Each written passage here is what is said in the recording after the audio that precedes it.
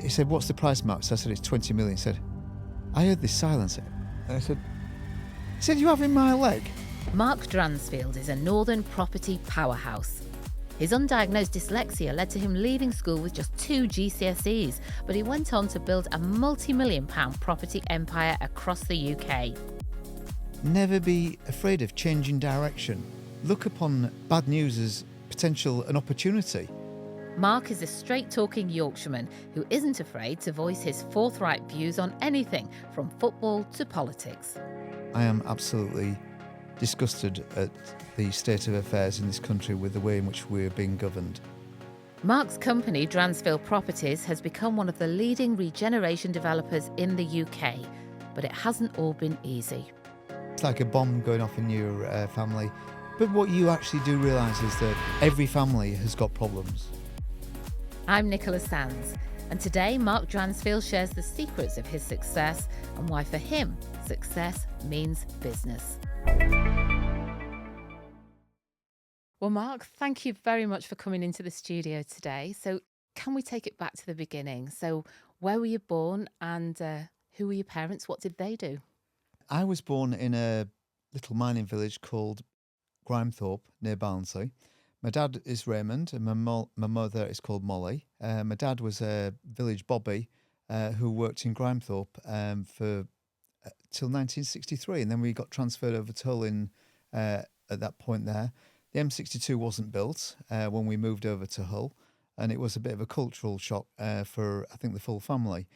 But my mum, her job was to bring me and, after I was born, Paul, my brother, who was with 5 years difference between the two of us.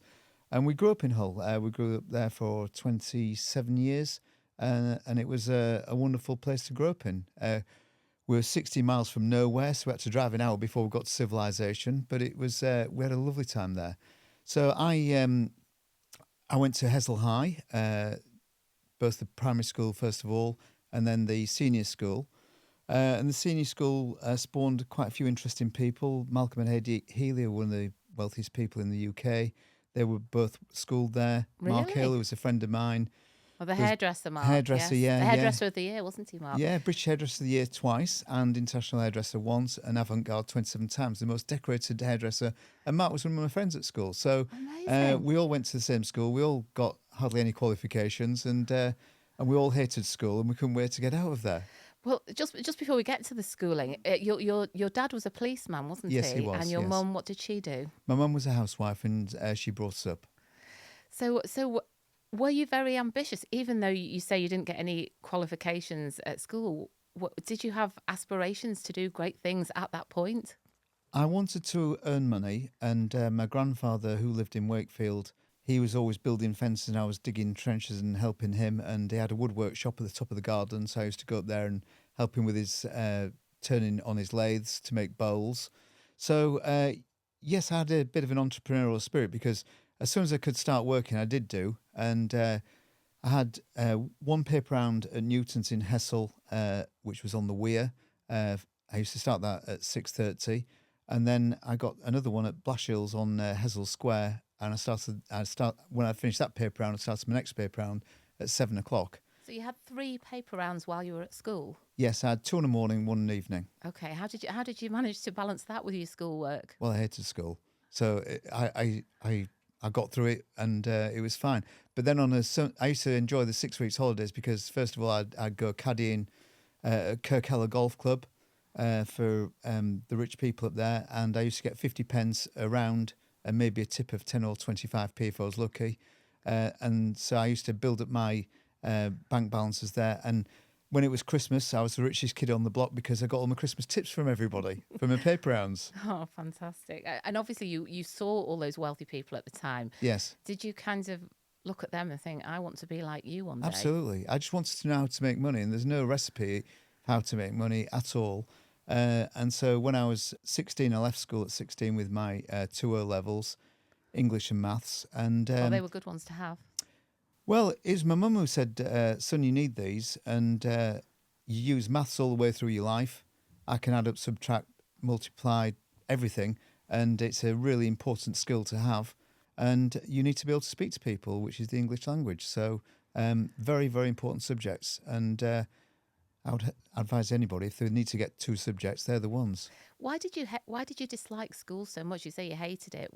I didn't realise at the time, I thought I was just a bit stupid, but I could not read very quickly at all. I hated books. I've only ever read one book in my life. And every time they used to pass the book around the class, I'd be praying the bell for, morning break would go off so I could walk away and not have to speak. But if I had to speak, it was dreadful. I hated it. And then if I was in a play, the teacher would have to tell me about 20 times my lines because it just would not register. And I think one thing that I found about dyslexia, if you're not interested in a subject, it goes in one ear and absolutely straight out the other ear, and you don't retain anything. But if you're interested in a subject, you retain everything. So your teachers at the time just didn't pick up on the fact that, there might be a learning difficulty There was no such thing as dyslexia at all when I was at school. I mean, I wanted to be a professional footballer when I was younger. My dad played for Huddersfield Town and then for Wolves in the 50s, and that's what I wanted to do. And I was captain of the school team, captain of the county team, captain of the Saturday afternoon team, and captain of the Sunday team. So for me, football was a big part of my life. And, being from the West Riding, I was a Leeds United supporter for my sins. So you could have been a professional footballer. I could have been, but I broke my pelvis when I was 16 playing at Scunthorpe United's ground when I was playing for Hull City Juniors. Okay, so you left school at 16. What did you do then? At 16, I left and I went to work for a company called T Wrights in Hull, which were building contractors, and got a job there as a costing clerk, which I hated. And I was sat at the back of this office, and there was 3 people in this office. There's this really old guy, and then this other weird-looking guy with glasses on who looked like a weasel. And they both light up at 9 o'clock, and by 10 o'clock you couldn't see through the smog in the office. It was horrible. But I learned to speak to people because I had a telephone. I had to check invoices against the material sheets that had been delivered onto site, which I found fascinating. I like the figure work and I liked speaking to people. But it's quite daunting to pick up the telephone for the first time and speak to somebody who you don't know on the other end of the telephone. So that was a great learning curve for me. And then I saw the surveyors there, and I used to go and get my invoices checked with the surveyors. So I'd mix with them, and they had an amazing life. They had a company car. They looked to be on good salaries. They're all good-looking boys. They're really energetic. And when it was sunny, they're always out on site. So I thought, I would like to be a surveyor.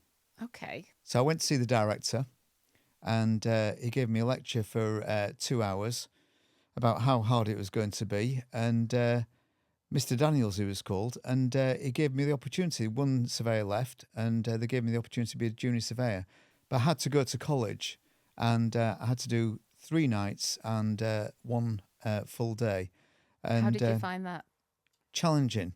But I met an Iranian guy there. He was amazing, Mohammed. And he was on the H&D course, and I was on the HNC or ONC course it was, and then H&D. And he used to give me the sheets, which they were called the technical sheets that you'd fill in do your exam results on. And then he'd smuggle me out some sheets that I could actually write on. So I spent the evening, the night before the exam, filling all the sheets in. So when it got to the exam, and I still only got 70%. What was the pass mark? Oh, God, I don't know. But anyway, I managed to get through that. But the thing is, what it was at the time, because I used to get to work at 8:30 and I'd leave work at 6. I'd work really long hours at the office and going on Saturday morning.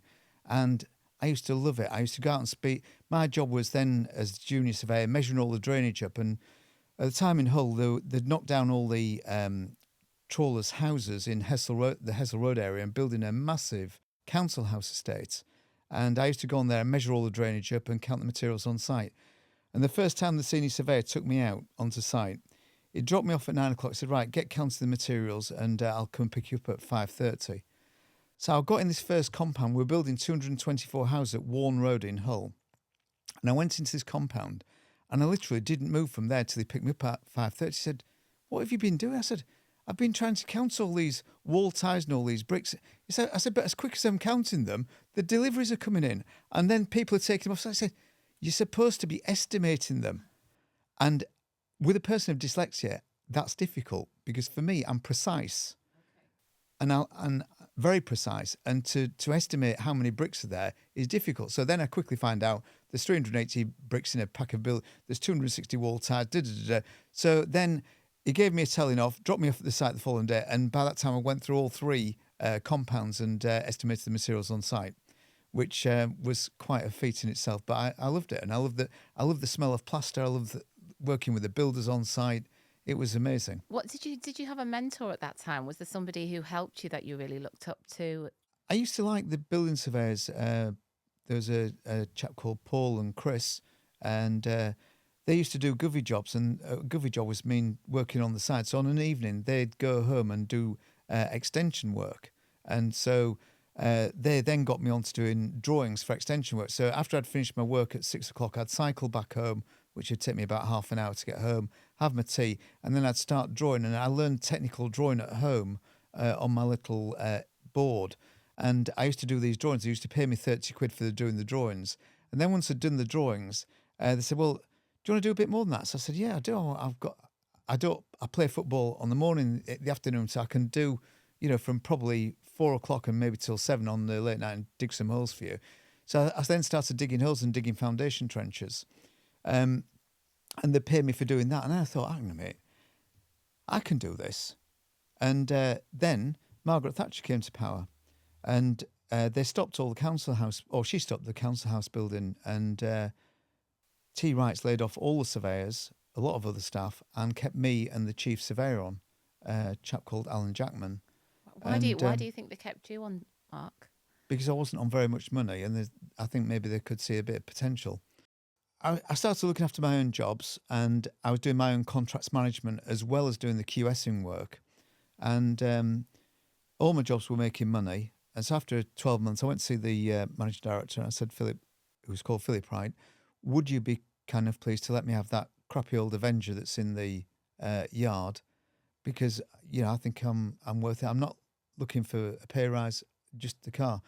And the chief QS came back to me, Alan, and said, Mark, you're too young, which I didn't particularly enjoy that conversation. And nobody likes no. But I sort of respected it a little bit. And then I got a call. And Paul, who'd left the company, had gone to work for a company called Stoneleage. And Paul said, Mark, I've been watching your progress. And he said, I'm leaving here to start on my own business. And I think you'd fit in really well. You'd be working directly for the MD, very similar to what you're doing at the moment, running your own jobs. We've got a bit of a character who's the contracts manager who's not particularly good. So I think you might have a little bit of an issue there, but come and have a look, see what you think. So I spoke to Alan. I said, listen, Alan, I'm not feeling very well. I need a few hours off. So I went, had my interview, and Dave Burton, the chap who interviewed me at Stoneleage, offered me the job there and then. And he said, I'll put you on 6,000 a year, which I was on 4,500 at the time, and you can have a full Capri. Wow. So I said, that's a deal. I'd love to take the opportunity. Thank you. How did you feel when he offered you that? Elated. So I went back and I said to Alan, I said, listen, Alan, I did tell a bit of a white lie. I've been for an interview, actually. I said, I've accepted a job at Stoneleage and I'm leaving. Philip then came up to see me and said, look, Mark, I don't want you to leave. Can we offer you the car that you asked for and I'll match the salary? I said, no, I'm not prostituting myself. But what I would like, please, if it doesn't work out, the ability that I can knock on the door and come back. And I don't know who taught me those principles about not prostituting yourself, but I didn't take that route because that was the easy route to stay where I was. And I thoroughly enjoyed my time at Stoneleage, and I was starting to look after major projects and looking after hundreds of men. And then my boss, who looked a bit like Elvis Presley, but the latter version, sadly died at 40. He went for a hot bath and keeled over and died. And that's the first person who died close to me. And I really looked up to Dave.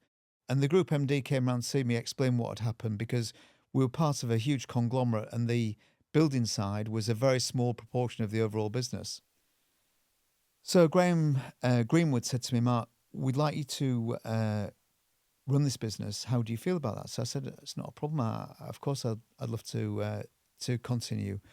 So I moved into Dave's office, took on another surveyor, started to move the business forward.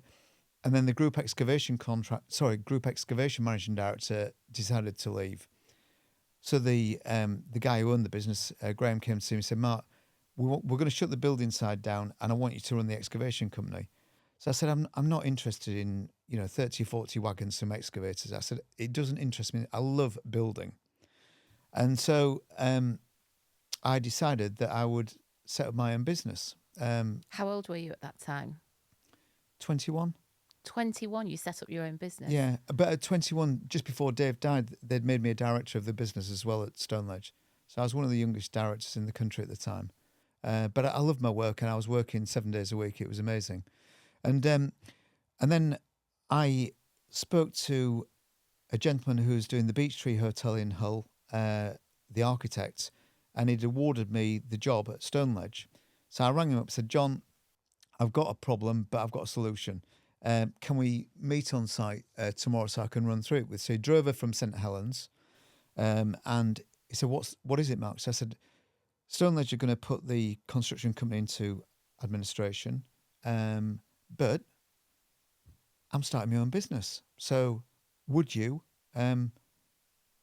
support me?" And he said, "What do you mean support?" He said, "I don't know anybody in Hull." He said, "And I've awarded you this contract in good faith." He said, "I ain't got anywhere to go." He said, "Don't let me down." So I said, "I promise you I won't." And at that point I managed to get a bank account sorted out. I got my VAT registration. I got it all done within a few weeks. And that was my first job. And Did you have any doubt in your mind at that point that it might not work out? No, never. No, not at all. And so I was doing my own, for the company, I missed a little bit out there. I was doing my own estimating as well when Dave died, because Dave was the estimator and I was the QS and contracts manager at the time. So, no, and I got started on that, and it was a huge success. I then met a really influential guy called Alex, who was the area manager from Tetley's in Leeds. And Tetley's used to take on high flowers from university, and they used to make them area managers, then used to progress up the chain. And so Alex and I got like house on fire. So he used to always call me Dransfield. So he said, "Right, Dransfield, come and see me when you finish this job. I've got a stack of jobs that I need to get off my desk." And at that point there, procurement wasn't what it is today, this cumbersome way of engineering, price checking, everything else to get the jobs done. He used to say to me, "Right, Mark, we're doing the 5-lane ends up at Applehead Bridge, or we're doing this, we're doing that. Get me a design. Let me have a look at it. If I approve the design, give me a price, and then I want it. And then I want you to tell me how long it's going to take, and then I'm going to give you a program of works." So he gave me 7 pubs to do one after the other, and that's when I started working for Tetley's. And then I set up my own manufactured joinery side, because it was the only way that I could turn out the quality of bars and fixtures that were required by Tetley's to move things along. And then I started doing work for B&Q, doing their garden centres. Then I started doing work for Halfords. Where did that self-confidence come from, Mark, to just know that it was going to be successful at such a young age? I think it's self-belief, and it's not always good, but it's a very positive thing to have. But I met a few people along the journey. So when I started my own business, I worked for a chap called Peter Rose in Hull, and everybody said to me, "Don't work for him, Mark, 'cause he'll bankrupt you." And he was a big guy, larger than life. They were the biggest fish processors in Europe, and they were based just off Hessel Road. So I went to see Peter, and he wanted this Glenrose Fish Merchants area concreting on Neptune Street, and it was to rip out this tarmac area and reconcrete it, redrain it. So I priced it up for him, and he said, "Okay, is that your best price?" So I said, "Yes, it is." So he said, "When can you start?" So I said, "I can start in 2 weeks." So he said, "Right, don't let me down. I need it completed on time. You've got 6 weeks." So I completed the job on time, and every week I would report to him to let him know what was going on, and we started a great relationship. And I remember I was at his office. In fact, we were doing his reception area for him, and I remember a lot of shouting in the offices above, and he then came down with a big smile on his face as usual. He said, "Mark, come up here, kid, I want to see you." So I went upstairs. I said, "How's it been going?" So I said, "It's been going." I said, "Is everything all right, Mr. Rose?" So he said, Yeah, he said, I've just sacked them all in the factory. I said, oh, right. I'm thinking, God, he's going to sack me now. And he said, I've just had a trawler come in. They've landed the fish. I've asked them to work the extra hours, which is in their agreement, and they refused to because it's Friday and they all want to go down the pub and get drunk. So I've sacked them all. He said, don't worry, they'll all be back on Monday. They'll be on 20% less pay and they'll all be begging for the jobs back. And I was on site on Monday and the shop steward came in, and then one by one all the workers came in and they all accepted the jobs back on 20% less pay. Goodness me. And I really learnt a lot from Peter. He was ruthless in business, but very direct, and you knew the boundaries, and boundaries are really important. And he was super polite. If ever I sent him anything, his PA would do me a letter to say, thank you very much, Mark, or I'd hear her on the telephone responding to people. He was a fascinating individual, and I remember having my very first glass of champagne with him at Hull Golf Club. He sold out to Hughes Food Group, and he got, at the time, a stretch Mercedes with a television in the back. And I was doing some work down there. I said, Mark, come in. So I went in, sat in the back of the car with him. He said, look at that share price there. It's going up and up and up. He said, this is how you make money, kid. And I was like, wow, it was completely above my head. But I was like in awe of him and his family. And he rang me up one day, and him and his wife had split up, but they were very good friends. And he said, come up at the golf club. I've got some work that I need doing at home. And also my wife needs some work doing at her home as well. So I went up to the golf club and he gave me a glass of Bollinger champagne. And that's all I've ever drunk. Ever since then, if I've ever had any champagne, I've drunk Bollinger. And my first glass was with Peter. Definitely worse drinks than Bollinger. Absolutely. And I worked for the family for a long, long time. And he was a big inspiration in my life. And people warned me against working for. Interesting, but you trusted your own instinct. How important is it to trust your own instincts? Completely. And you've got to judge people and deal with them as you find people, and not what people tell you, because they're telling you things because of their experience, and their experience might not be true. Another person I met in my life was a chap called Richard Chetham, who lives not too far from Altrincham here. And again, he was a flamboyant character. He had a big he had a Rolls Royce. He was very well known in the Hull area. And people again said, be very careful of working for him, Mark. And I met Richard. He was always on his phone. His daughters would be ringing him. He was a real big family man and very outward going. And every time he'd be at lunch, he'd always find time for lunch. And he'd have a proper lunch, and I'd go meet him for lunch. And I learnt about family values with him. And to hear his daughter speak to him and in the position he was in, and he'd just stop a meeting and take the call, it was great. And I loved it. Taught you about priorities in life. He did. And I eventually worked for a company in the Witherslack area, which is in the Lake District. And they wanted me to build some houses for them. So I was building houses in Pickering in North Yorkshire, which is where Deborah's family was from. And in 1988, I entered a business programme on Yorkshire Television for young entrepreneurs. And when I entered the competition, I just thought I'd seen this enterprise on television. I really wanted to win it. And I don't know why I wanted to win it. I just wanted to win it because I found it very inspirational. I'd be glued to the television every single year when this was on, and I watch everybody and I think, wow, I really want to do that. I think it was called Enterprise, wasn't it? It was Enterprise, yeah. And in 1980, I entered it. And I went through my first heat and qualified. And then the second heat, my mum and dad, my grandma and granddad came, and my brother and my wife at the time. And I'd only been married 18 months at that point. And that was a mistake. I got married far too young. But that's another story. So I turned up, and when I walked in, I saw this most beautiful woman. And my wife was with me. And I don't know what, I was just love at first sight, really, I think. And I walked and sat next to her mum. I thought, if I can chat a mum up and a mum likes me, the daughter's going to like me. And then we got moved out of this room to sit on our own while they were doing different shots. And we were together for about an hour and we were chat. It was amazing. And she had her own newspaper in Sheffield and in a place called Stocksbridge. And we went out to the final and I won and Debs came second. And that was how we met. So how incredible that that's how you met Deborah. Yeah. So my marriage lasted a few months or weeks after that because as soon as I met Deborah, that was it. And I just built a brand new house and I said to my wife at the time, look, take the house. I don't want you to touch the business. You can have the dog as well. And sign my divorce papers.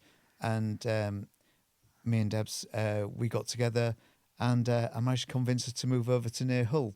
I told her it was halfway between Sheffield and Hull, which was a bit of a white lie, but it was amazing. And we grew up, we lived together for many years in a place called Gilberdyke, and we bought this crappy old building which was in the shape of a cross, and converted it to a beautiful house. And we had many happy family events there, and we had 2 cats as well, so it was lovely. And you've got two lovely daughters. Yes, we have got 2 daughters now.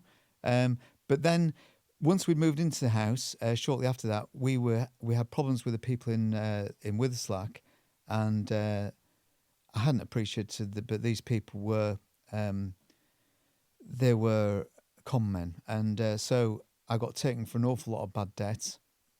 And one of the schemes I'd agreed to do for them was restoring this windmill in Barton upon Humber. And this was just after you'd got together with Deborah. Yes, it was. Yeah. So we jointly bought this windmill in Barton on Humber, and it was completely dilapidated. It was just as not long after the Humber Bridge had been built, and so we started on restoring it, and then this company went bust on us. So I went to see my accountants, who were from Hull, Ian, and explained what had happened. And he said, "Look, Mark, don't worry about that. We'll get we'll get that financed, and then when the market picks up, you can sell it." And this was in 1991, just after when interest rates had just gone up to 20%, and it was a scary time. It was very scary. And so we bought this windmill, and we started on the refurbishment work. I got finance from Barclay Mercantile and Tetley's, and we completed the work. And the day before it was due to open, the Monopolies and Mergers Commission had just told all the breweries they had to sell all the pubs off. So the market was completely flooded, and I'm thinking, oh my goodness me, what am I going to do here? Because I can't sell it because there's no marketplace, because it's just swamped. That must have been so stressful. It was. We had the chef from the QE2 upstairs, and as fast as I was making money on the wet trade downstairs, I was losing it upstairs because nobody was buying any food because everybody had no money. And then I got introduced to the managers of the year for Joshua Tetley, a couple called Judd and Lorraine from Grimsby, and we struck up a good relationship and said, well, why don't we form a separate company and we'll help you. We've got an idea that we'd like to buy this nightclub in Grimsby, and that can be the start of building a portfolio of pubs and clubs. So I said, well, listen, I don't really want anything to do with that. I want to concentrate on my building side. So I said, that's fine. So we entered into this contract, and we bought this place, the Sessions House in Grimsby, and we opened this club called Kimonos and Tokyo Joe's. And it looks amazing, but it was in quite a dodgy area. And anyway, Judd and Lorraine said to me, we've got this boy band who are going to come and open this place. So I said, all right, okay. So I said, it's Take That. Are you coming down? So I said, I don't even know who they are. I'm not coming down. And anyway, Take That came and opened it for us. You're kidding? No, I'm not. No, they had busloads of all these young girls came across from Manchester to open this nightclub. How fortuitous was that? Incredible, but not incredible enough because the business didn't last very long. It collapsed. And then I suddenly realised that everything that you touch doesn't turn to gold, and to be very focused on what you're doing and to be very careful about who you're working for. So I went through a very bad period of time where businesses were collapsing. And it was a time where you'd switch on the television and business were just going bust every single day. And we were no different. We had to call in the administrators. But this was just before I'd recognised the food stores coming into the country of Netto and Aldi. And I thought the only way to save my business is if I can work for these companies, set up my own property company, and my building company work for my property company. And then I'm reliant upon me to pay me and my team. And this was my idea. So I had a meeting with Netto, and I got on really well with the guys at Netto. They were based in Bradford.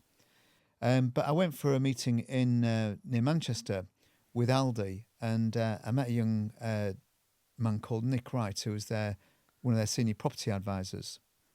And we got on like house on fire. And I said, look, Mark, if you can find me the sites, you can do the building work.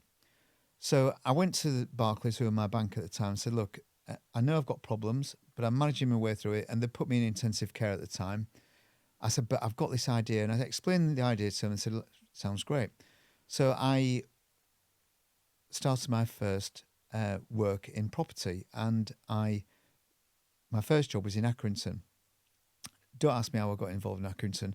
I'd found this guy called Roy Pugh in the Northwest, who was another eager young man to work with me and to do joint ventures with. And so Roy found this site, and we started piecing it together. It was on Hyndburn Road in Accrington. And I knew nothing about planning, so I just thought you could go and speak to councillors and tell them what you were doing, and if they liked the idea, they'd buy into it. So I signed my contract with Aldi to do develop the site, and I went to the planning meeting, having canvassed all the councillors and been around to their homes, and they all said they were going to vote for us because it was a derelict piece of land. It was an old reservoir that had been infilled on the edge of the town, and they voted at the planning committee unanimously to decline the application. Really? Yes, really. Why did they do that? I was horrified. I'll bet you were. So something bizarre happened at the meeting. They stopped the planning meeting, and the chief exec came across, and the leader of the council. The leader of the council was a gentleman called George Slynn at the time. And they said, look, we really want Aldi to come into the town, but we want them in the town centre. And we've got 3 sites we'd like to show you. Would you like to walk around the town with us now? Wow. So we walked around the town, they showed us the sites, and we chose the site which was under the viaduct, and we needed to buy 1 extra piece of land to make the scheme work. And I met then a guy called Peter Bradley, who had a haulage company. He also had a haulage company in Weston-super-Mare, which he told us about. And so we agreed a deal with him, and I remember coming away from that planning meeting and walking around the town. It was about 7 o'clock. So I rang Jeff up, my bank manager, said, Jeff, I'm really sorry that we got turned down. But he said, Mark, there's no buts now. You're in the intensive care. We have to pull the plug. You know that. So I said, I do. So I said, well, it's what it is. I've done my best and I can't do any more. He said, I know. He said, it's just that's it. So my construction company went into administration, which was a horrible period of time because my brother was working for me as a surveyor. And there's quite a lot of men working for me as well. But I accepted what had happened. It was a very long drive home because I had to tell Deborah then when I got in what was going on. What did she say? She said, look, Mark, all of these businesses, some very successful household names have gone bust. You know, you've got to pick yourself up and get on with it. You've got an idea, run with it, but get on with it and stop talking about it. So I said, well, look, property isn't construction where I can start building and money starts flowing. It takes a little bit of time. So access to finance was the key at that point. Well, the access to finance was Aldi. So I spoke to Aldi and they said, look, we'll pay you £30,000 for every site you bring. And at the point there, I'd identified a McDonald's as well in Grimsby. So my first job, I eventually got over the line, and Aldi paid my first £30,000, which was amazing. Wow! But and also, how did you feel when that first deal went through? Well, that was my year's salary.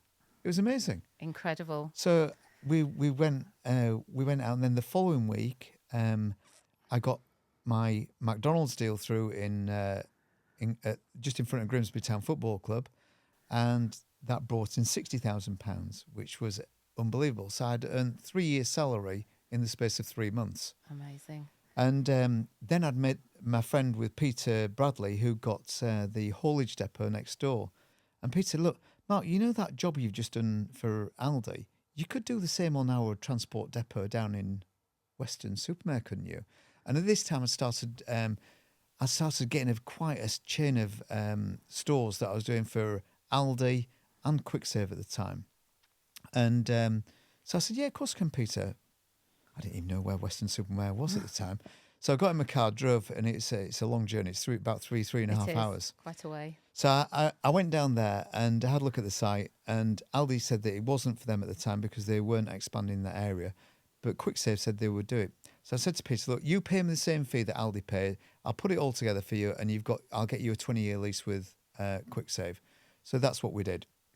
And I got another fee from him. So it just started mushrooming from there. And then I started working for Presto, which were part of Safeway. Then I started working for Safeway. And then I was working for Morrison's. And then I was working for Asda. And we became the biggest producer of food stores in the UK. And were for, and maybe still are, and have done and continue to do so. That must have been such an exciting time after everything you'd been through with the administration. That must have been like a golden time for you. It was amazing, and after every business has its problems. So Safeway became one of my major customers, and they had a problem financially, so they stopped building. So they were my fundamental customers, and this is just before Morrison's bought them out. And I got a site in a place called Sutton in Ashfield, which was a very poor area. And we were looking to build a Safeway. I got board approval, but they pulled the plug on me. So I rang Andrew up, who was my friend at Mason Owen Partners in Liverpool. And Mason Owen had become my letting agents. And Barry Owen, who was the principal there, was another man that I took an awful lot of notice from. Very influential in my life. And I remember when I'd done my first deal for Quicksave in Western Supermare, Barry invited me to the Mason Owen Golf Day. And I played golf once every blue moon. And so I begged, steal and borrowed some golf clubs to go to the golf day. And I narrowly avoided the wooden spoon. And then they had a beautiful dinner at the Royal Hoylake Golf Club on the evening. So I went for the dinner. And I got sat next to the chairman of Greggs and all these other very influential people in retail. And I remember Barry standing up and said, and we've got a really bright young man that I've had the pleasure of spending time with called Mark Dransfield. Mark, stand up. Mark's driven all the way from Hull today to be with us. I just want you to remember his name and give him a round of applause, please. And I was like, wow. And I sat down and every Christmas he'd send me some salmon and he became a very big motivational person in my life. And because of their family values again, and I was very attracted to that. He was very supportive of you. Yeah, and he was very family related, and very supportive. And speaking of family, you met Deborah on Enterprise. How important is it who you choose as a partner in life, who you choose to marry? It's essential. In terms of success, in terms of business success. It's not just about business success. You've got to have stability, you've got to be challenged, and you've got to be able to speak to each other very openly. When we moved to Gilberdike and I'd started to get my first few deals under the table, Deborah was travelling each day to Sheffield to do The Trader, which was her newspaper, which was a very successful free newspaper. And she was having problems with her credit control, where she would bring them home at night and say, Mark, all these people are money. I said, well, I'll take a day off and I'll come and collect your money one day a week. So I used to go around knocking on doors and collecting the money. I'd gone to the roughest council estates, wherever in Sheffield. I just started collecting money for her. And then one of my dad's friends was a chief superintendent. He'd retired in Sheffield. And so I said, well, get Kevin, he'll come and do your credit control for you. So Kevin joined and he was doing the credit control for Debs. And, we were always speaking about work and life and everything together. We were inseparable. And we had some amazing holidays on the back, and we'd always make time for each other. We'd always have Amanda, my sister-in-law, round, or my parents round, or Deborah's parents round. Deborah's mum and dad were just bolted to our sides most of the time. It was beautiful. So it's essential. Having the right partner is essential in life and in business. And also choosing the right business partners as well, having that instinct about people. Yes, and I would say, having had my experiences with construction, when you lose a business, you really find out who your friends are. My friends were Deborah, and my parents, and my brother, and Amanda. Everybody else runs for the hills. And we were invited to every party because Deborah was a beautiful woman, and we just got invited everywhere. So we went to every event going. As soon as construction went bust, we were persona non grata. So what it taught me was to keep your own counsel and to keep everything under wraps. No socializing with people unless they are very close within the business, and just be very private. And from there, that became a new era. I didn't want anybody to know who we were, nothing. I just wanted to go about my job, be a good boss, be a good husband, and look after my family, really. And that was it. Family first. Forget all these plastic friends, because they are plastic friends. And do you feel like that's an interesting terminology, plastic friends? So basically, you feel like in business you have to watch out for fake friends, people just wanting to know you when times are good. I think when you are in business, people want to cozy up to you because they think there's something for you. And I learnt at a very young age, when somebody's got money, working for somebody who's got money is a harder task than working for somebody that's not got money, because they've got money for one reason. They've worked generally very hard and they understand their business. So you can't make any quick bucks with people who've got money. You've got to be very diligent and do things correctly and treat them with respect. What have been the biggest challenges for you, Mark, would you say, over the years? I've had a number of challenges. One was losing my construction business, which was that failure. And I ended up that year because I'd actually signed a personal guarantee on the pub I mentioned in Barton-on-Humber for, I think it was about £500,000. And the bank came calling. So I was in Sissons. I went to Sissons Advice Bureau because I was completely at my wit's end. I got served with a notice, a bankruptcy notice, and I didn't know what to do. So I remember seeing this gentleman. This is going back a long years, and I'll always remember his name's a chap called Robert Bellhouse from Hepton Stalls in Goole. And I went to see Robert and explained what had happened. He said, "Look, Mark, I've seen so many people this last 12 months coming through my door." I said, "Listen, you're a bright young man. You've got everything going for you. Come on. You've got to face up to what's going on. I'll take you through what's called a CVA. And I'm going to introduce you to a company called Coopers and Lybrand in Leeds. You're going to have to find £1,500 and they'll put you through what's called CVA, and you'll pay so much in the pound to your creditors if it gets approved, and I'm sure it will do, and then you can move forward with your life." So I went to Coopers and Lybrand, and it was nerve-wracking. I got my dad to loan me £1,500 because I did not have £1,500, and I entered into a CVA, and I think I was paid 30p in the pound, and I paid off all my debts in less than 12 months, and then my CVA was finished with. And I remember the solicitor acting for me was the solicitor who acted for Mrs. Maxwell, Robert Maxwell's wife. I used to go down every year to see him, just to have a meal in the officers' mess down at the chambers, and just to chew the fat and tell him what I was up to, really. And how, Mark, have you dealt with like the personal challenges in your own life? How has that shaped you as a person? I think in every business you have got to have resilience. And for me, having lost one company, the fear of failure is the biggest motivational driver going. I am very acutely aware of cash flows, cash balances, negotiations. I'm very acutely aware of we never give any personal guarantees because of my experience. I will not give a guarantee unless I'm absolutely certain I can have it picked off and repaid in no time. And I'm very conscious about just everything to do with business. But the biggest one I suppose the story which people might be interested in, I had a job with Asda, and I was working for one of their property team called Andy King, and we were going to build a store in Hessel Road in Hull. And I remember it's a huge job to pull together. It was 10 acres. I had to move a plastics factory from one side of Hull to the from the west side of Hull to the east side. I had to move a motor dealership. I had to move many, many businesses. And we got it all pulled together.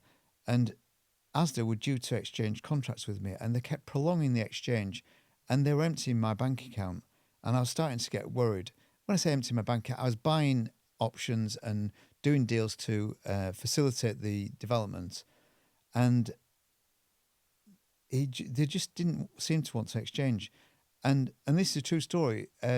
Steve Holm, who was a development surveyor from Tesco, rang me up and said, Mark, you know that job you've got on with Asda? I'll pay you £1 million more, and I'll pay all your fees if you come down to Berwyn-Leighton and we exchange. We're going to lock you in a room and we're going to work through it all with your lawyer until we exchange. It'll take 7 days maximum. So I rang Andy King up at Asda. I said, listen, Andy, you've pushed me to the wire here. Steve Holmes rung me up. I have never, ever, I work for all the supermarket chains. I have never, ever compromised my position with anybody. We always do a job until you turn around and say, I'm not doing it. You've told me you're doing this job. You've led me right up the garden path on the contracts. If you don't exchange in 24 hours, I am going down to Berwyn-Leighton and I will exchange with Tesco and I will not deal with Asda again. And he exchanged contracts with me 24 hours later. Fantastic. And, I have many stories like that. I was working with, when Morrison's took over Safeway, we were doing a job in Morpeth, and I had the pleasure of meeting Ken Morrison when he was alive. And again, he was a great person, and one that when he walked in the room, he was in the room. And when we were doing stores for Morrison's, Ken would be on site at 6:30 in the morning. His PA would be with him. They would store walk every single aisle to make sure the tins of beans were turned around in the right direction and everything was absolutely done correctly. And it was just at the time when he was going to stand down, and he was introducing to me to a guy called Sir Ian Gibson. Sir Ian Gibson became chairman of Morrison's. And I remember we sat down, we had breakfast at Openshaw in Manchester, which we were the first private developers to work in East Manchester. And we were sat down having our breakfast, and Sir Ian Gibson said, you see that shop over there, Mark? So I said, yes. He said, that's my dad's butchery shop. He said, you know where I live, don't you? I said, I know you live in Morpeth. So he said, my wife shops at your shopping centre in Morpeth. And so that became a good friendship as well. And you've met some great characters over the years. I have. I met a guy called Tony Gallagher, who was probably one of the most ruthless men I've ever met, but one of the most incredible guys, which taught me one big lesson in life. He said, Mark, it was our architects that were joint architects with Dransfield Properties and with Gallagher's. And Tim, my architect, said, Mark, I've got a guy you need to meet. He said, you two will just be dynamite. So I went down to see Tony, and I sat in his reception. Everything was called Gallagher. Gallagher House, Gallagher Park, Gallagher this, Gallagher that. So I met him, and he was a cheeky Irishman. He came down to see me, and he had a glint in his eye and shook my hand. He said, come up. He said, I've heard a lot about you. He said, you have been underselling these supermarkets for too long. He said, the price starts with a 2. I said, I know. He said, no. 20 million, not 2. He said, these PLC companies, it's not their money. They're not interested. They just want to get deals done. Do you think they're bothered about your family? He said, because they're not in the slightest. You might think you're doing the right thing with them, but you're not. He was that frank. Goodness me. Absolutely direct. So he said, right, I've got this job here. We'll do a JV together. He said, it's in Willenhall. So I said, where's Willenhall? So he said, it's in the Black Country. Well, Willenhall is one of the most poorest areas I think I've ever been to. It makes Hessel Road look positively the Bahamas. And I remember my first vision of this town. There was these 2 young boys that hardly had any clothes on, pushing this shopping trolley, and they got copper pipe to weigh in at the scrap merchants. Anyway, it was a big land assembly. So we started on the land assembly. And I said to Tony, right, who's dealing with which retailer? I said, right, I'm going to deal with Tesco, and who do you think you're going to deal with? So I said, there's only one retailer for this scheme. He said, it's Morrison's. I said, Sainsbury's are here, Asda are here, Tesco are here. They're all here. There's only, He said, I don't disagree, but I'm going to test Tesco, because if they know I'm involved, they know that it's going to get flogged to somebody else. So he said, you tell Morrison's it starts with a 2. You remember the conversations? So I said, I do. So I rang Chris Evenson up, who's Ken's property director. And I said, Chris, I've got this job in Willenhall, which I'm doing. So he said, oh, great. He said, we've got a gap in the market there. So I said, I know you have. He said, I said, would you be interested? Absolutely. Let me go down and have a look at it. So he rang back. I said, right, definitely interested. I've had a word with the boss. He said, we'll do the deal. So I said, right.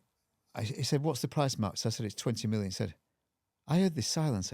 And he said, you having my leg? I said, no, it's 20 million. I said, my partner's Tony Gallagher, and I could hear another wall of silence. He said, how long have you been working with him? So I said, our architects introduced me, said, right, okay. So he said, I'll come back to you. So he rang me back, said, Mark, can we have a meeting? So I went for a meeting. He said, we aren't paying 20 million pounds. It's Willenhall. Have you seen it? I said, I've seen it. I said, I've been busy on the land assembly. I said, but I said, look, he's speaking to Tesco. You know that. And he's a big client with Tesco. He said, do you think 15 million will do the deal? I was like, it's 15 million quid for that. So I said, I don't think he'll cut the ice. So I rang Tony. I said, he's offered 50 million. I said, he'll go to 20. So he then rang me up the day before the meeting. So I said, look, Tony wants to see you, Chris. Do you want to come down to his office in the Midlands, and let's see if we can discuss the deal. So Chris rang me the day before the meeting and said, look, I've spoken to the boss and he's told me that I can offer 18.5. So I rang Tony up and said, he's getting there, isn't he? Oh my goodness. So he said, how exciting. That must have been so So we exciting. sat on the settee. So Tony sat on one side, I'm sat on the other. So his secretary rings up and said, Chris Evenson's in reception. So Tony said, right, go meet him then, Mark. So I met Chris. He got his best suit on. I shook his hand and said, hi, Chris, are you all right? So I said, yeah. He said, I'm not looking forward to this. I said, well, I did tell you. So I could feel his hand was sweating. He never had a suit on, did Chris? Never. So he came up with his best suit on, and Tony sat him down next to me. He said, so he got talking about his family, about everything. You could see Chris was like melting in his seat. So he talked to him for about an hour. So he said, right, we all know why we're here, don't we? He said, what's the deal then? Chris said, we can do 18.5 and we'll pay 1.5 towards the estate road going in. Will that do the deal? So he got it from his seat, shook his hand and said, don't let me down. If you do exchange in 28 days, you know where it's going, don't you? So he said, we won't let you down. I've got the boss's approval. And that was it, deal done. What a moment. Incredible. So I'd learned my lessons and about how PLC companies worked, and never would that happen with a family business. But it was incredible. What an amazing experience. I mean, I bet you wish you could bottle that feeling. Well, I do. But then I entered into another JV with Tony in Fox Valley in Sheffield. And we got started on that development because I thought it could give some added value to us. And we did a deal with Tesco to put a big Tesco in there. And we then entered another recession in 2009, just after we came back on 2008, and then the wheel fell off the cart in November 2008. And turned around and said, Mark, it's not really my bag, is that, just pay me the money out that I've put in. So he'd put a few million quid in. And he said, pay me out and we'll call it a draw. He said, but you don't have to pay me for 2 years. So I went home to Debs and said, Debs, what do you think? So she said, I told you not to build in Stocksbridge. It's on our doorstep and people are talking. So what do you want to do? So I said, I'm not sure. So she said, well, look, he's put the money, keep him on the hook. So I thought, he's not going to like that. So I went back and I agreed the deal against the better judgment of Debs. And so I came back and she said, well, listen, you've got to make sure it happens now. She was very involved, wasn't she, in the business? She was. And at this time, we would... I'd been to the site with the bank, and it was a misty day. I just got a new director from Lloyd's Banking Group. He looked over the valley. He said, how much do you need, Mark? So I need 19.5 million on this job. So I said, right, fine, done. And that was it. that was the deal agreed with Lloyd's, and we'd signed up with Tesco, and we started building. Then I suddenly realised that I couldn't get anybody to take any space because Tesco were putting a huge knockout store in the town, and everybody's worried about what they were selling in the store. So we moved one of the units from 3 miles up the valley, which was a distribution centre for tartar at the time, and then we started on all remediation work. And at that point there, it was the spring of 2009. Tesco then announced they were stopping building all stores, and particularly the big stores, and they were retracting because the big stores weren't working. So Marcus rang me up, the property director there, which I'd known for donkey's years because we're doing quite a few Tesco's together. And he said, Mark, we're pulling out. So I thought, that's great news. So Andrew rang me up and said, I've just seen the television, Mark. He said, Tesco are pulling out. So I said, yeah, I know. I said, it's great. So I said, what are you talking about? He said the anchor tenant said, we'll put Aldi in. We'll move home bargains around. At last, everybody knows then what we're going to be selling on the centre. And so everybody thought I was raving mad. The cameras came down and did an interview. Everybody thought you'd be absolutely devastated. Yeah, no, I was like completely opposite. It was a light bulb moment. That takes some confidence, Mark. What do you think is the ingredient in you that drives your resilience and your confidence and ultimately the success you've had? What's that ingredient that other people may not have? I think the most important thing is always to be listening, watching every marketplace you're involved in. Never be afraid of changing direction. Look upon bad news as potential an opportunity, and seize that. We've just lost a few Wilkinson stores in our portfolio, but I'd seen them rocking about for the last 3 years. We were on site subdividing one of the units within a week of getting the keys back, and that's now pre-let. So, I always think a failure is an opportunity. So your attitude to failure is to put a positive spin on it, really. Yes, it is, unless it's in your personal life. And if you have a tragedy in your personal life, that's a different ballgame. I lost my wife after 30 years, and that was a major blow. And I bought, when Debs was seriously poorly, I bought the biggest project that I've ever bought. It's a place, Rothschilds were one of my bankers, and they rang me up and said, Mark, we've got 2 shopping centres we'd like you to have a look at. One in Manchester and one in a place called Stroud. Do you want to go and have a look at them? So I said to Debs, listen, I'm just going to have a look at these 2 and see what I think. So I went down to have a look at the one in Manchester. Well, it was only 5 minutes from Openshaw. So I rang Rothschild straight back. So listen, that site just wants flattening and it needs to be redeveloped for housing. And the other one, I didn't even know where Stroud was. It's in Gloucestershire. So I drove all the way down there. I thought, this is a disaster. But if I get it for the right price, I think we can do something with this, and it will keep me occupied. What made you think you could do something with it? What was it about the site? We had the multi-storey car park, which was adjoining the centre. We had the train station, which was 3 minutes walk away, and we had the bus station, which was adjoining the centre, and it was right in the town centre. So I thought, we've got the key car park, we've got all the nodes are there. It just is a very badly designed, badly run centre. It's decaying. It just needs sorting out, and it needs a lot of money spending on it. So I came back, said to Debs, look, I think I'm buying this. So she said, okay, and she understood why I was doing it.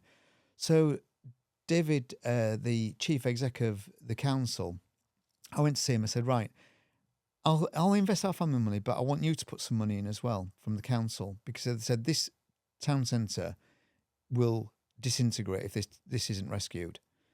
So David Hagg came up to Morpeth, have a look around our Morpeth scheme, came down to Fox Valley because it was open then, met Debs, his wife came up, speaking to us. He'd done his research with the other chief execs around that we've been working with. And he turned around to me and said, right, Mark, I've got Gloucestershire County Council put some money in, and we'll put some money in. So I then went back to Rothschild and said, right, I'll buy it, but I'm only buying it at this figure here, not the figure that you want. And if you don't want it, it's not a problem for me. I'm not buying it. I said, because it's tragic. Anyway, they did the deal with me. And so it was sloping site over many tiers. And we're now, I think, within 18 months of finishing the full project. And we've built a brand new medical centre there. And if you Google Stroud, it says Notting Hill with wellies on. And I've got a place in Notting Hill. Me and Deb's had a place in Notting Hill together. And so I've replicated London architecture there, and the medical centre, which was a brick tomb. It was a dreadful looking building. Looks like Westbourne Grove Palladium architecture. It looks amazing, and it's fully occupied with doctors and the NHS and everything else. So it's getting there, and it's going to be a big success, I'm sure. Absolutely. I mean, how's it gone down with the locals? They love it. I've got a Borough Market lookalike in down there because I met the directors from Borough Market. And in COVID, I thought, how on earth are we going to get people in here? And you need a little bit of luck now and again. So I've been down to Borough Market, and I'd met the directors there. They told me where they got all the cages made. So I went to Birmingham Garage Door. I said, right, listen, I want to put 50 of your cages in here. This, I want the layout. No problem, Mark, we can do that. So they came in and started fitting out. And then I started letting it up really quick with some amazing chefs in. And then I suddenly realized, one of the guys said, you know what we've got down here, don't you? So I said, good cooks. He said, no, Glastonbury and all the festivals. So he said, that's why you've got all the chefs in here. I said, wow, it's amazing. And sure enough, we had all these amazing chefs in it, and it's full now. We've got the most amazing chefs from all over the world in there, and you can eat from around the world. It's great value for money. And the thing is about shopping is your food store and the food is always the anchor. It's the necessity shop for everybody, and that drives footfall. So you then build your shopping centres on the back of your footfall driver, and your footfall driver is always either a small department store or a food store, and we have both. You mentioned COVID a little bit earlier. How did that affect Dransfield Properties lockdown? It was a challenge for us, like everybody. But I employ from the gardener to the our operations director, and we could shut our sites down very quickly. We had necessity food shops on the centres, so we had to keep those open. But we furloughed all of our staff, barring our key members, to run the centres, so we could reduce down our service charges immediately to a sensible level. I went running around the reservoir one morning. I thought the only way we're going to get through this is if we give a bit, the banks give a bit, and the retailers give a bit. And maybe if I offer 3 months rent free to the mid-sized retailers who are getting no support from the government, the small retailers, I'm going to have put one of my surveyors in to go and see them to help them fill in the form so they can get the money from central government. That will then pay the 3 months rent there. And maybe that will carry us forward. So I spoke to the banks, and the banks nearly fell off the chair thinking they were going to give 3 months' money away. And it cost us £9 million in COVID. And I got letters back from Next, from Sports Direct, from all the retailers saying, are you sure that you want to give it? I said, yeah, absolutely. You've been great customers of mine for many years, and I really appreciate the support you've given us. But please, once I've given you this, you pay me my rent on time and you pay me my service charge. And I did this to Boots, everybody. And every one of the retailers paid me on time, and that got us through. Still to this day, people remind me that we gave them money, and that bought us an awful lot of respect because no, the landlords were doing that. And that was a light bulb moment running around the reservoir. I bet. And you were working from home at that time. My staff weren't. Were they not? No, we were working it because we can't. Our centre managers couldn't manage security, litter collecting, queuing systems for the store. You can't manage that remotely. It's impossible, and you can't have your key people working from home. It's just you just cannot run a business like that. Some people said, after COVID, because it changed the way we work and live, possibly forever, that it's the end of the 5-day working week. Do you believe that? I've never done 5 days in my life, so I wouldn't know what it is. My staff work in the office, and I know that's maybe controversial, but I've made it crystal clear to everybody. They're all well paid. We have gym memberships, healthcare cover. I try to really look after my staff, that they're part of my family, and I don't expect any of them to do what I would not do. And I insist on working from the office. You get camaraderie. You get support when people are poorly. You've got all sorts of exchanges happening in the tea rooms. It's a flow of knowledge that you miss.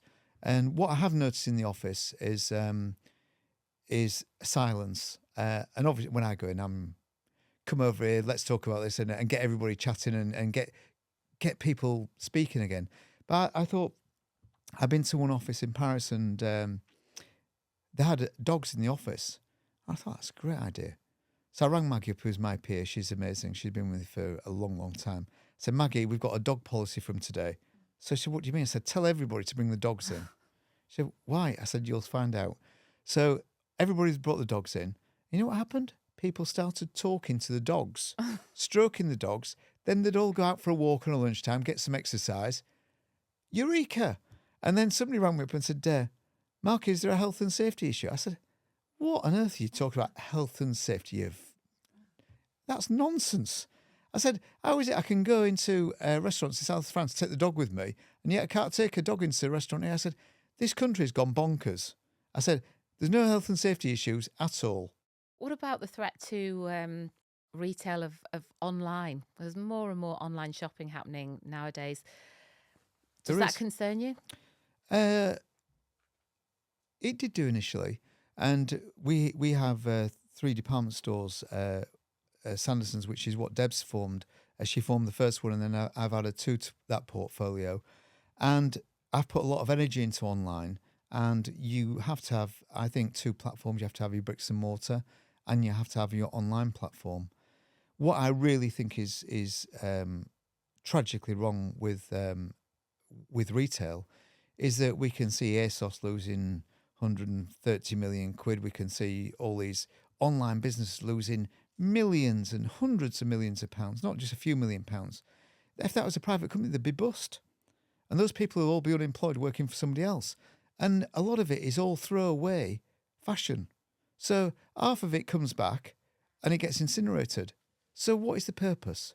The sooner those businesses go bust, in my view, the better for all retailers, because then people can properly shop for good quality products that last, and we're not incinerating clothing and things aren't going to landfill. And it is a real problem for me mentally in terms of how you deal with this, because it's just not right. And obviously, online shopping, although very convenient, it's not really, it's not the same experience as physically going to the shops. No, it's not, but it's a generational thing, is online shopping. And I think still people like to go to the shops to try things on. I mean, I know, having bricks and mortar stores, that if people go and try something on, they keep it. You know, our returns are 16% on the online situation, but I know a lot of retailers that are 20 to 30 and even more percent on online returns.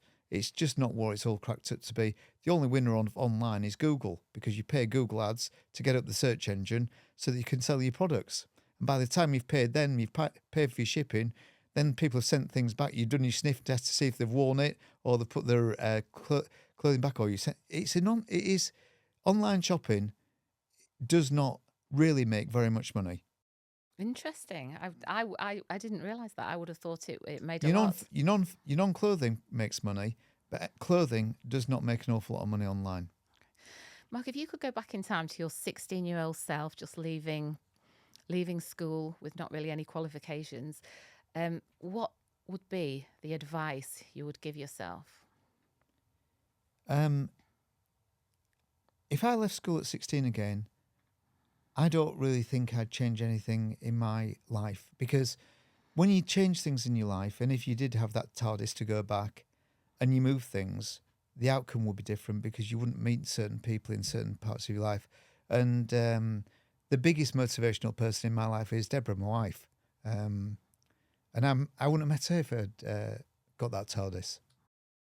She passed away in 2019, and since then, you've thrown yourself into doing the Stroud project. Do you think work has helped? Opening 2 stores.